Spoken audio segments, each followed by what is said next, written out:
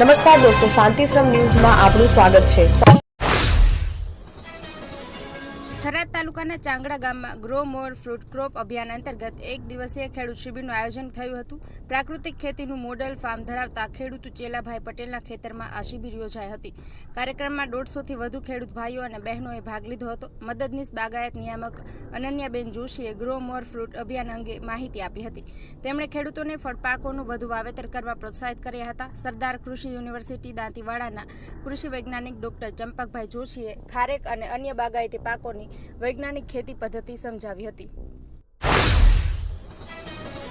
પાલનપુર નગરપાલિકા દ્વારા ₹90 લાખના ખર્ચે પ્રી મોન્સૂનની કામગીરી હાથ ધરવામાં આવી હતી, જ્યાં વર્તમાન સમયે લબડી ગયેલા નદી સહિત વરસાદી નાળાની સફાઈ કરવામાં આવી હતી। જો કે પ્રથમ જ્યાં સામાન્ય વરસાદ પાણી ભરાય છે તેવા સ્થળોએ વરસાદી પાણીની ચેમ્બરો, ભૂગર્ભ ગટરની પાઇપલાઇનોની સફાઈ થાય તેવું રહીશો ઈચ્છી રહ્યા છે। અહીંયા ગુરુ નાનક ચોક સહિત ઊંચાવાળા વિસ્તારનું પાણી એકત્ર થાય છે, જે કીર્તિસ્તંભ ફરતે બનાવેલી લાઇનમાંથી પસાર થાય છે। જો કે અત્યાર સુધીમાં આ ગટર લાઇન કચરા અને માટીથી ભરાયેલા પડી રહ્યા છે, જેની પ્રથમ સફાઈ કરવામાં આવે તે જરૂરી છે।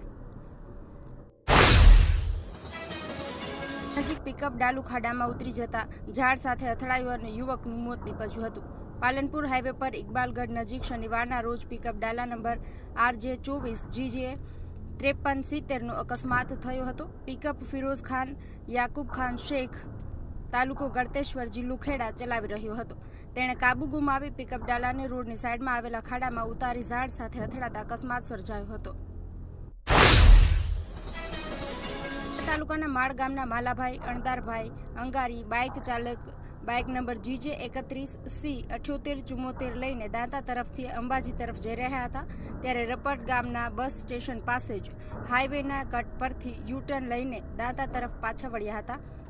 એ સમયે અંબાજી તરફથી દાંતા તરફ આવી રહેલું બાઇક નંબર GJ 08CH5620 બંને બાઇક વચ્ચે જોરદાર અથડાતા બંને ચાલકને ઈજાઓ થઈ હતી, જેથી 108 એમ્બ્યુલન્સમાં પાલનપુર સિવિલ હોસ્પિટલ ખાતે સારવાર અર્થે ખસેડવામાં આવ્યા છે।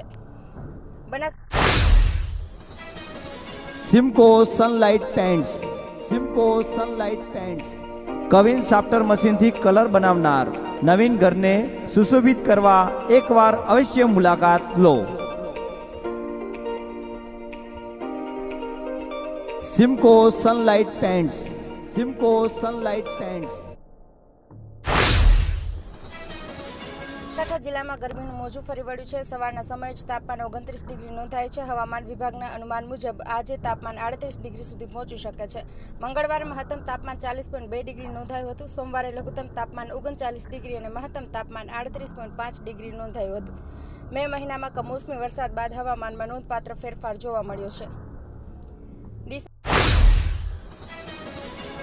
ભાજપ ગુજરાત પ્રદેશ બક્ષી મોરચાના મંત્રી અને PN માળી ફાઉન્ડેશનના ચેરમેન જાણીતા સેવાભાવી દાતા PN માળીએ તેમના જન્મદિવસની અનોખી રીતે ઉજવણી કરી છે। તેમણે ડીસા શહેરની ભણશાલી હોસ્પિટલ અને સિવિલ હોસ્પિટલમાં દર્દીઓને ફળ વિતરણ કર્યું છે। આ સેવાકીય પ્રવૃત્તિ અંતર્ગત લગભગ 300થી વધુ દર્દીઓને ફળનું વિતરણ કરવામાં આવ્યું છે। માળી સમાજના આ અગ્રણી સમાજસેવકના જન્મદિવસ નિમિત્તે રાજ્યના મુખ્યમંત્રી ભૂપેન્દ્ર પટેલ અને ભાજપના પ્રદેશ અધ્યક્ષ CR પાટીલે શુભેચ્છાઓ પાઠવી હતી। સાથે રાજ્યસભા સાંસદ મયંક વ્યાસ અને પ્રદેશ ભાજપ બક્ષી મોરચાના અધ્યક્ષ ઉદય કાનગડે પણ તેમને શુભકામનાઓ આપી હતી। ડીસાની બીજી એડિશનલ ચીફ જ્યુડિશિયલ મેજિસ્ટ્રેટ કોર્ટે એક મહત્વપૂર્ણ ચુકાદો આપ્યો છે। ભાગીદારમાં થયેલા નફાની ચૂકવણી માટે આપેલો ચેક રિટર્ન થવાના કેસમાં કોર્ટે આરોપીને 1 વર્ષની કેદની સજા ફટકારી છે। કેસની વિગતો મુજબ ડીસાના ચુનીકાકા પાટના રહેવાસી મનીષકુમાર પટેલે તેમના મિત્ર અતુલકુમાર પુરોહિત સાથે 2015માં ભાગીદારી કરી હતી। અતુલકુમારે મિલકત ખરીદી અને સારા નફાની ખાતરી આપતા મનીષભાઈએ ₹84,000 અને ₹6,29,000 રોકાણ કર્યા હતા। ભાગીદારમાં કુલ ₹64 લાખનો નફો થયો હતો। મનીષભાઈ ભાગે આવતા ₹32 લાખ ચૂકવવા માટે અતુલભાઈએ એક્સિસ બેંકનો ચેક આપ્યો હતો। આ ચેક સહી અલગ હોવાના કારણે રિટર્ન થયો હતો। વારંવારની માંગણી છતાં રકમ ન ચૂકવતા કાનૂની નોટિસ મોકલવામાં આવી હતી।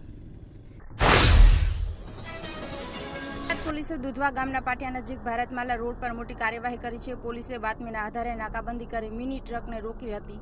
ટ્રકના ચાલકે પોલીસને જોતા જ વાહન મૂકીને નાસી ગયો હતો। તપાસ દરમિયાન ટ્રકમાંથી 3072 બિયર ટીન મળી આવ્યા હતા। આ બિયરની કિંમત કુલ ₹7,24,992 છે। પોલીસે બિયર અને ટ્રક સહિત કુલ મુદ્દામાલ 12,24,992નો મુદ્દામાલ જપ્ત કર્યો છે. સાંચોર તરફથી લાવવામાં આવેલા આ બિયરના જથ્થા અંગે પોલીસે તપાસ શરૂ કરી છે. થરાદ પોલીસે ટ્રકના ચાલક, માલિક, બિયરનો જથ્થો મંગાવનાર અને ભરાવનાર તમામ વિરુદ્ધ પ્રોહિબિશન એક્ટ હેઠળ ગુનો કાર્યવાહી નોંધી છે.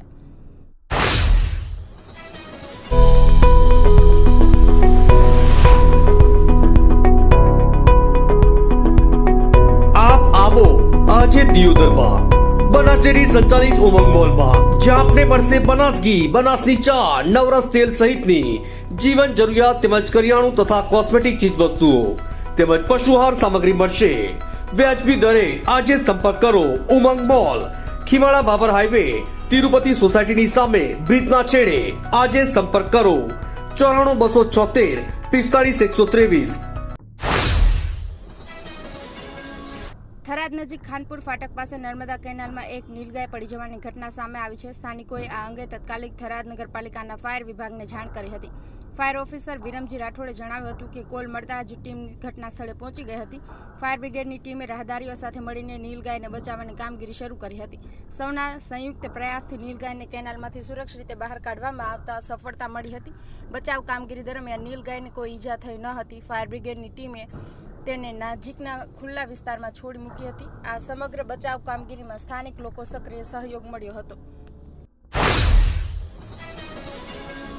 યાત્રાધામ દ્વારકામાં આજે બપોરે ગોમતી નદીમાં સ્નાન કરતા 3 પ્રવાસીઓ ડૂબ્યા હતા, જેમાંથી એકને બચાવી લેવામાં આવ્યું છે, જ્યારે 2 લોકોની શોધખોળ અને રેસ્ક્યુ કામગીરી જારી છે. આ તમામ લોકો પાટણ જિલ્લાના હોવાનું જાણવા મળ્યું છે. મામા ભાણેજ પાડીમાં ગરકાવ.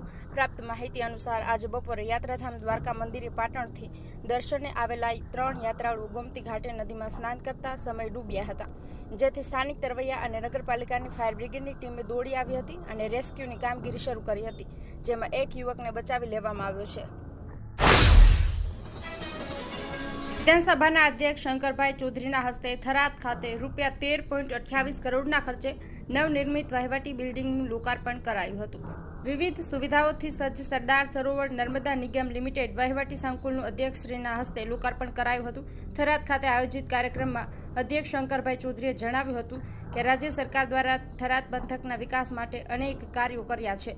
રાજ્ય સરકાર હર હંમેશ ખેડૂતોના ખડે પગે રહીને છેવાડાના વ્યક્તિની ચિંતા કરી છે. તેમણે ખેડૂતોને અપીલ કરી હતી કે એક ટીપું પાણી બચાવીએ અને વડાપ્રધાન નરેન્દ્રભાઈ મોદીના કેચ ધ રેઇન અભિયાનને સફળ બનાવીએ. ગામનું પાણી ગામમાં તથા સીમનું પાણી સીમમાં રહે તે માટે જળ સંચય સહિતના કાર્યો કરવા ખેડૂતોએ તેમણે આહવાન કર્યું હતું.